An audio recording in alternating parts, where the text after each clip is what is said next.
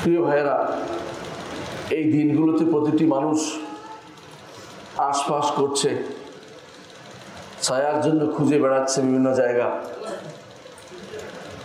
ঠান্ডা থাকার জন্য ঘরের ভিতরে এসি লাগিয়েছে,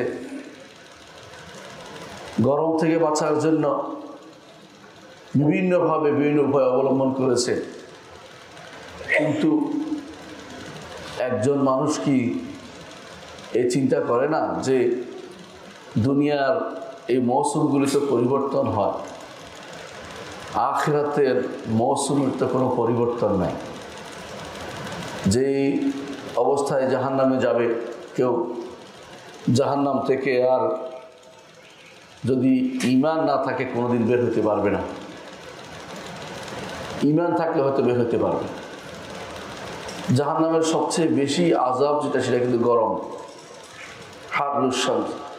হারুন না।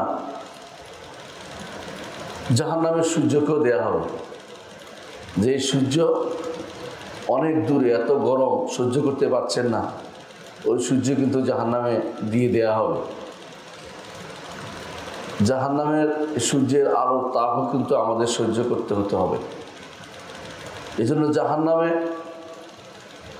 ওমর রাদিয়াল্লাহু আনহু বলেন, যদি জাহান্নামে সবাইকে আল্লাহ জান্নাতে দিয়ে একজন যদি বাদ থাকে, আমার ভয় হয় যে আমিই সেই ব্যক্তি কিনা।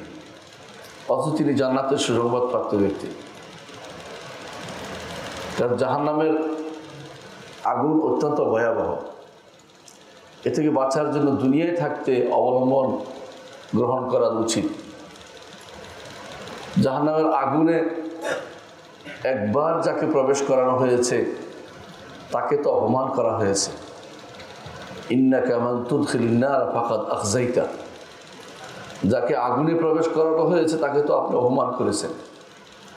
ওমা লিয-যালিমিনা মিন আনসার, জালেমদের কোনো সাহায্যকারী থাকবে না।